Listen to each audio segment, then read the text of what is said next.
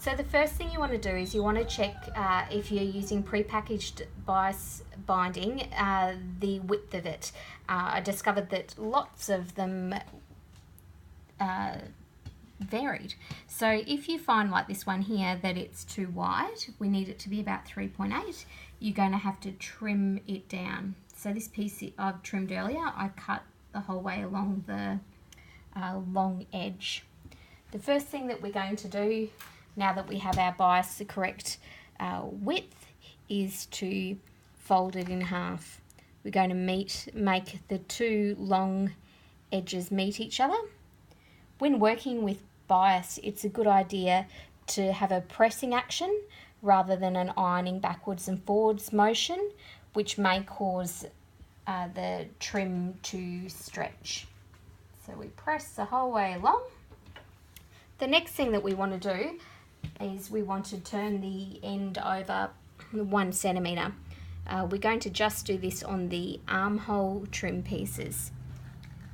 So we fold it over 1 centimetre and very carefully press that down.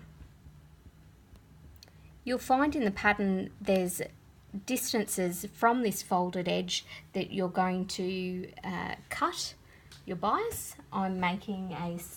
The size I'm making, I need to do a slit 19 centimetres from the folded edge. I'm going to cut 1/3 of the way through. And then what we're needing to do, this is our folded edge here.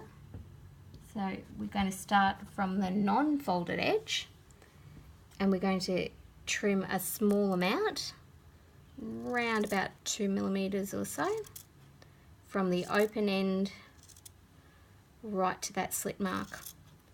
On the neckline bias, you're going to do this from both ends because you've got two slits in the neckline trim, but with the armhole trim we've only got the one slit, so we're just going to trim it along one side. Actually, that's probably not a very generous 1/3 of the way through. Stop when you get to it. Throw all these little bits away. The next thing that we're going to do is we're going to fold the edges towards that centre mark we made and then press as we go along. As you get towards that slit, what you want to do is you want to taper out to meet it. This is important because when you're sewing it into the dress, this last little section of the tapering, it's going to get progressively smaller and smaller seam allowance. Let's do it on the other side. Again, tapering as we get towards that slit. Can you see that there? So they fully meet up until about here and then they taper out. Then we're going to fold the whole shebang in half. Fold him in half and press.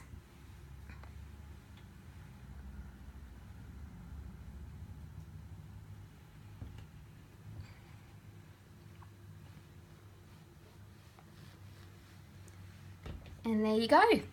One beautiful armhole trim finished.